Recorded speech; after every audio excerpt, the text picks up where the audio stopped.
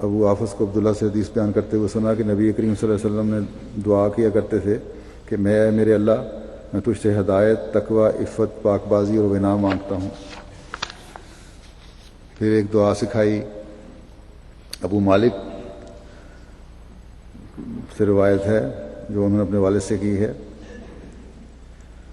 کہ جب کوئی شخص اسلام قبول کرتا تو رسول اللہ صلی اللہ علیہ وسلم ان الفاظ میں دعا سکھایا کرتے تھے کہ اللہم اغفر لی ورحمنی واہدنی وارزقنی، کہ اے اللہ مجھے بخش دے، مجھ پر رحم فرما، مجھے ہدایت عطا کر اور مجھے رزق عطا کر۔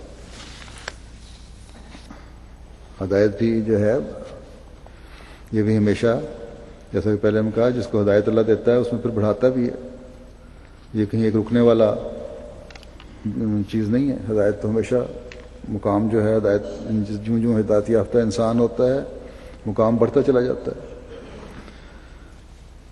اور یہ دعا اللہ تعالیٰ نے ہمیں سکھائی ہے قرآن کریم میں، اور اس کی پہلے ہی میں کئی دفعہ جماعت کو تحریک کر چکا ہوں، جوبلی کی دعاؤں میں بھی شامل تھیں۔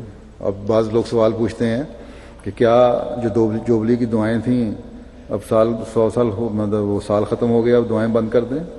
دعائیں تو پہلے سے بڑھ کے انسان کو کرنی چاہیے۔ یہ دعائیں تو صرف ایک عادت ڈالنے کے لیے تھیں تاکہ آئندہ صدی میں مزید بڑھ کر دعاؤں کی توفیق ملے، اس لیے بند کرنے کا سوال نہیں، اس سے بھی بڑھ کر دعائیں کرنے کا اب تو کام ہے ہر احمدی کا۔ وہ دعا جو قرآن کریم کی ہے وہ یہ ہے کہ ربنا لا تزغ قلوبنا بعد اذ ہدیتنا وہب لنا من لدنک رحمۃ انک انت الوہاب، کہ اے ہمارے خدا ہمارے دلوں کو لغزش سے بچا، اور بعد اس کے جو تو نے ہدایت دی ہمیں پھسلنے سے محفوظ رکھ، اور اپنے پاس سے ہمیں رحمت عطا کر، کیونکہ ہر ایک رحمت تو ہی بخشتا ہے۔ تو یہ دعا بھی کرنی چاہیے اور دعائیں بھی کرنی چاہیے۔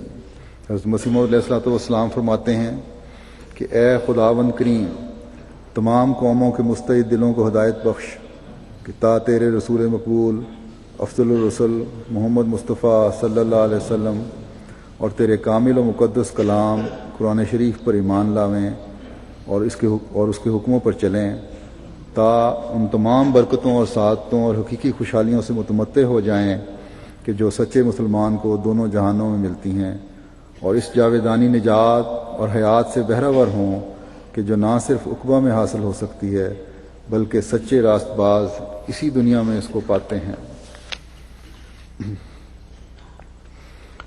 ایک دعا خاص طور پر میں کہنا چاہتا ہوں، جیسا کہ شروع میں نے ذکر بھی کیا تھا، حضرت صلی اللہ علیہ وسلم کی دعاؤں میں سے کہ اللہم اہد قومی فانہم لا یعلمون۔ یہ جب غزوہ احد کے وقت حضرت صلی اللہ علیہ وسلم کا دانت مبارک شہید ہوا، دندان بلکہ شہید ہوئے، اور آپ کا چہرہ مبارک زخمی ہو گیا، تو صحابہ کرام کے لیے بڑی تکلیف دہ بات تھی۔ انہوں نے کہا کہ آپ ان لوگوں کے خلاف بد دعا کریں۔ آپ نے فرمایا مجھے لعنت ملامت کرنے والا بنا کر مبعوث نہیں کیا گیا، بلکہ میں خدا کی طرف دعوت دینے والا اور باعث رحمت بنا کر مبعوث کیا گیا ہوں۔ پھر آپ نے یوں دعا کی کہ اللہم اہد قومی فانہم لا یعلمون، کہ اے اللہ میری قوم کو ہدایت دے کیونکہ وہ مجھے نہیں جانتے۔ تو یہی دعا حضرت مسیح موعود علیہ السلام کو بھی سکھائی گئی ہے اور آپ کی جماعت کو بھی کرنی چاہیے۔ وہ خاص طور پر جو حالات ہیں آج کل پاکستان کے، پاکستانیوں کو خاص طور پر یہ دعا کرنی چاہیے۔ مخالفت میں تو بڑے ہوئے ہیں، لیکن اس وجہ سے یہ اسلام کی حقیقی تعلیم کو تو بھول چکے ہیں، اور یقیناً بھولنا تھا اسی وجہ سے، اور اس وجہ سے مشکلوں میں گرفتار ہوئے ہیں، اور نہیں سمجھتے کہ کیا حالات ہو رہے ہیں، کیا ان کے ساتھ ہو رہا ہے اور کیا ان کے ساتھ آئندہ ہونے والا ہے۔ اور جب تک یہ ہدایت کی طرف قدم نہیں بڑھائیں گے یہ حالات چلتے چلے جائیں گے۔ اس لیے اللہ تعالیٰ رحم کرے اس ملک پر بھی اور اس قوم پر بھی، ان کے لیے بڑے درد دل سے دعا کریں۔ روزانہ یہ تو ہے کہ احمدیوں کی مخالفت میں بڑھ چڑھ کر کوئی نہ کوئی کارروائی ہو رہی ہوتی ہے. کوئی نہ کوئی ایک احمدی گو شہید. آج کل گو زندگی کی کوئی قیمت نہیں اس ملک میں.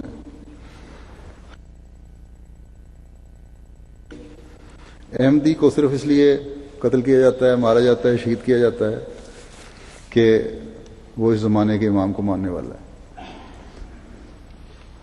روزانہ کوئی نہ کوئی شہادت خبر آ رہی ہوتی ہے, یا کسی کو بعض حالات سے تکلیفوں سے گزرنے کی خبریں آ رہی ہوتی ہیں.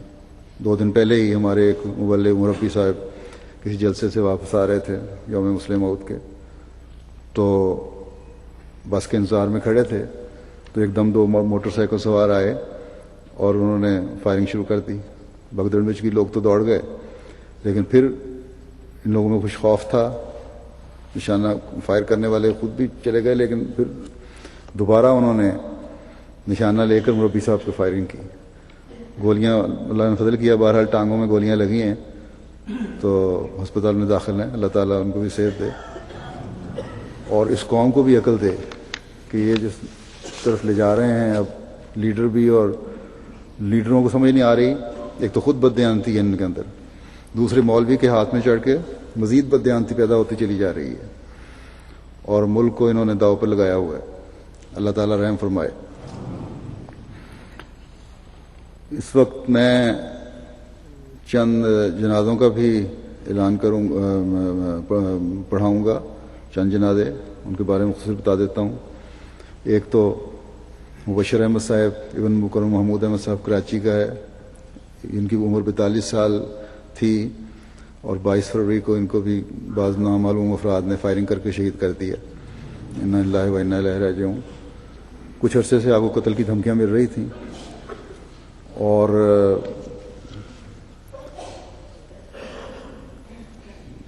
جو ایس ایچ او ہے علاقے کا پولیس انسپکٹر, اس نے کہا ہے کہ مدرسہ تھا جہاں کام کرتے تھے, وہاں سے 2 آدمی نکلے ہیں اور ان پہ فائرنگ کر دی.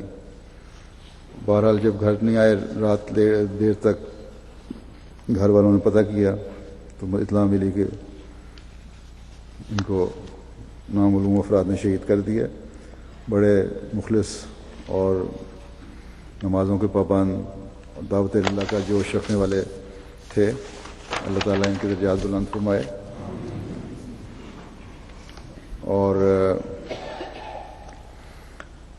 ان کی 2 بیٹے یادگار, ایک بیٹی اور 2 بیٹے ہیں ان کے. ایک اہلیہ ہیں جو خود جنہوں نے بیعت کی تھی احمدیت میں شامل ہوئی تھیں. اللہ تعالیٰ ان کی بھی حفاظت فرمائے اور خود ان کا کفیل ہو. دوسرے جنازہ ہے ہمارے بہت بزرگ دوست احمدی بھائی منیر حامد صاحب جو افرو امریکن تھے. وہ 21 فروری کو 70 سال کی عمر میں وفات پا گئے ہیں. انا للہ و انا الیہ راجعون. 1957 میں انہوں نے 15 سال کی عمر میں خود بیعت کر کے جماعتی میں شمولیت اختیار کی تھی, اور نہایت مخلص وفا شعار فدائی احمدی تھے. ہمیشہ جماعتی کاموں پیش رہتے تھے. امریکہ کے پہلے نیشنل قائد خدام الاحمدیہ ہونے کا بھی اعزاز ملا ان کو.